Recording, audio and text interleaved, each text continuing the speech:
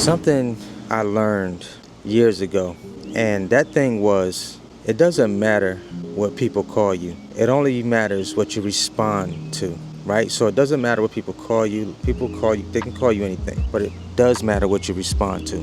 I grew up in Connecticut, majority of my life, half of my life I like to say. The last grade I completed up there before I moved south was the ninth grade, right? I moved to South Carolina when I was graduating, well, not graduating, but going to the 10th grade. And I never experienced racism until I moved down south. Got my first dose of it. Like, it never really dawned on me. It never really clicked in my in my early teens or growing up in Connecticut, right? Because I was mostly around Puerto Ricans, blacks, Jamaicans. That's kind of who I grew up around, coming up in the city in Connecticut, in Bridgeport. It's a true story right here. I remember when I moved down south, I had just bought a mobile home, 1994 mobile home. I was there for maybe 6 months or so, and walked over to the store. Back then, we had pay phones. I think we had these cards that we could use. It was like a prepaid card, 800 number. We can make long distance calls on those. These were before cell phones came out, right? For some of you guys, the cell phones have been out all your life, right? So cell phones weren't out back then. And I remember being on the payphone, calling back home in Connecticut, talking to some of my family. And as I'm on the payphone, this little young Caucasian girl leaving out the store with her parents. She probably had to be about maybe 4 or 5 years old, maybe around that age. And as I'm sitting on the payphone, I hear a little voice that said, "Bye, nigga." And I'm like, wait a minute. Did I hear that right? I'm like, wait a minute. That can't be what she just said. So as they're driving off, the little girl climbs like in the back of the seat, and I can see her stick her middle finger up at me as they're pulling off. And I'm like, so she really did say that. That kind of made me feel a way. And I was like, wait a minute. That's not something that she just automatically knew. That's something she was taught at home. Like, her parents are teaching her that at such a young age.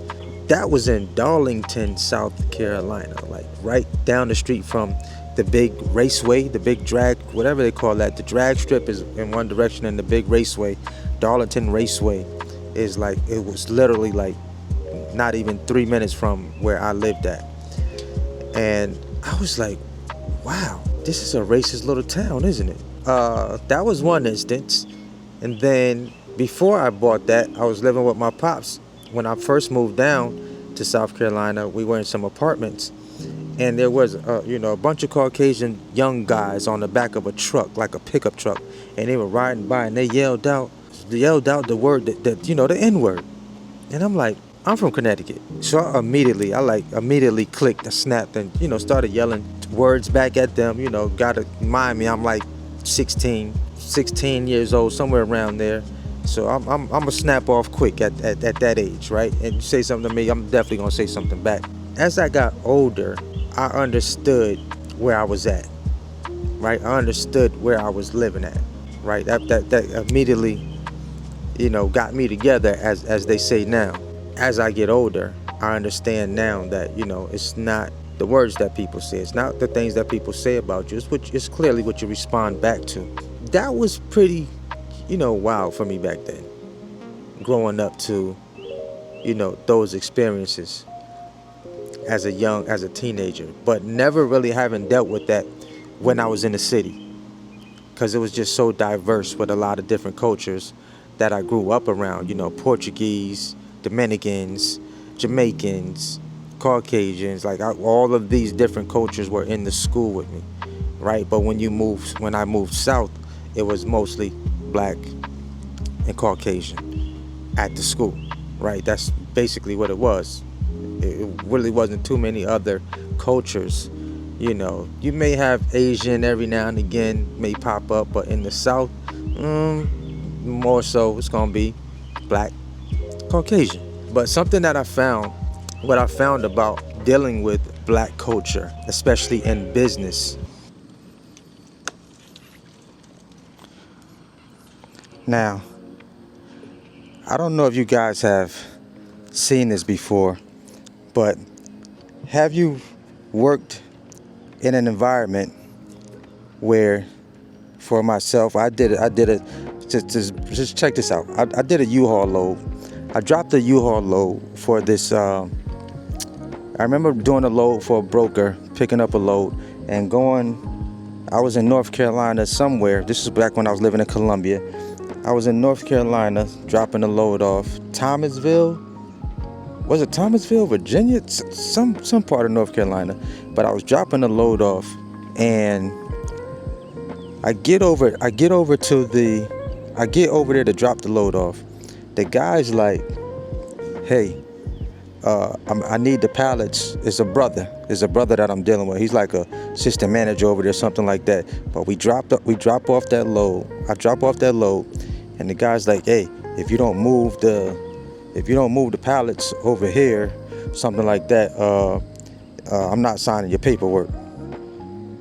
And then on top of that, he told me I needed to take the empty pallets back to, I don't know. But I'm like, bro, hold up. I'm like, first of all, I'm an independent contractor. I don't work for this broker who I'm dropping these U-Haul boxes off for. Those pallets are not going back on my truck. So I call guys like this Sambos. I know y'all like to call them Uncle Toms because they be doing extra stuff, doing the most, but I call them Sambos. Uncle Tom wasn't the bad guy. It was the Sambos. Go look it up. Uncle Tom was not the bad guy. The bad guy was Sambo.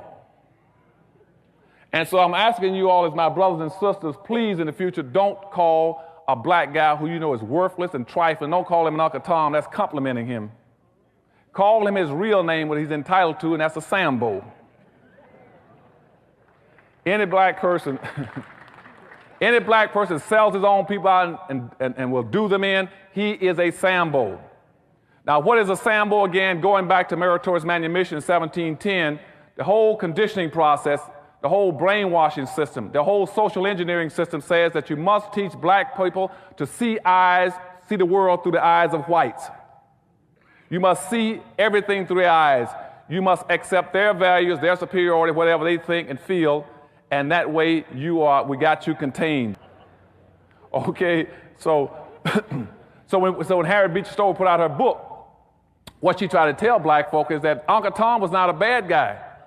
See, Uncle Tom, if you read that book, and most blacks, 90% of blacks never read it. They always call another black, he's an Uncle Tom, he's an Uncle Tom. He's not an Uncle Tom. If you read the book Uncle Tom was a guy who would not beat black women. Uncle Tom in that book was a guy who would not beat other blacks to make them pick more cotton.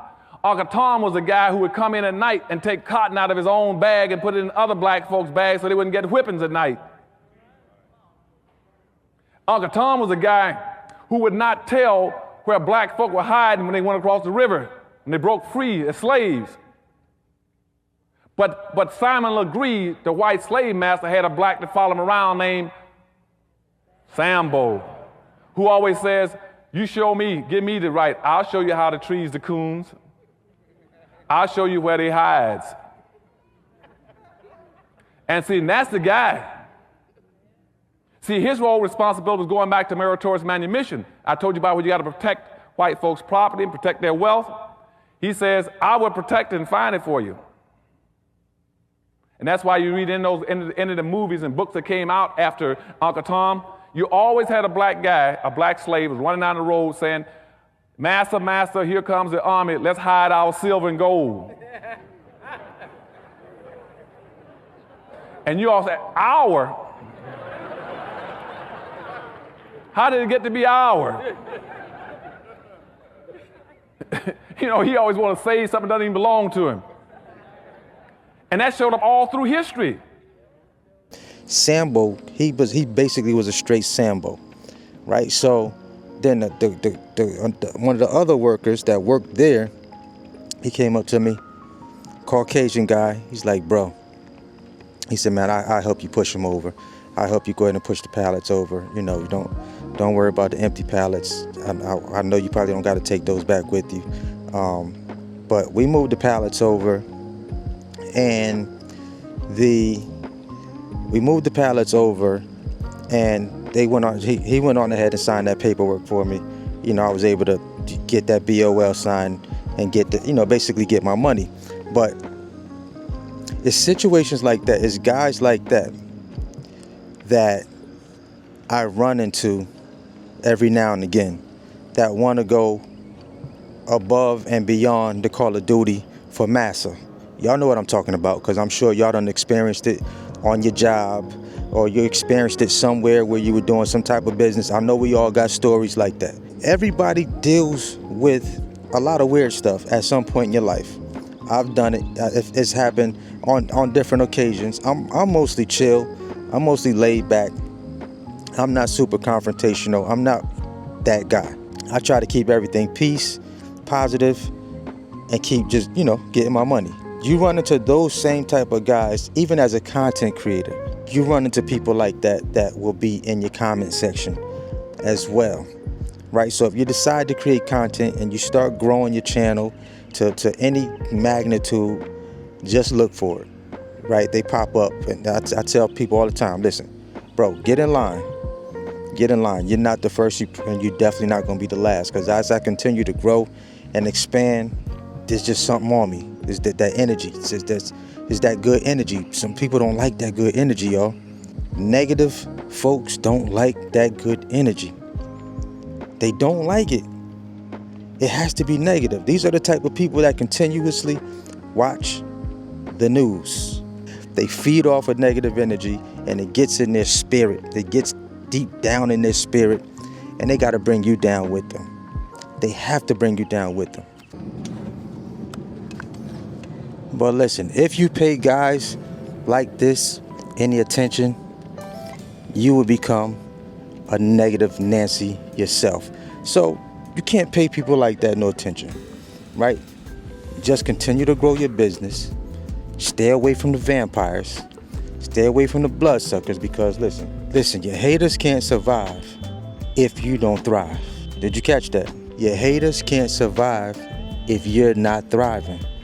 If you're not thriving, they don't have nothing to talk about. They all have a job to do. Make sure they stay on their job. And you know how they do that? By you applying that pressure. Your haters have a job to do, so you got to keep applying that pressure so that your haters can stay on their job, because that's free promo for you. Remember that. That's that free promo for you. You're going to need that free promo. Your haters are your biggest supporters. It's Tommy Bigg Vic TV. Let's go. Let's get it. Let's eat.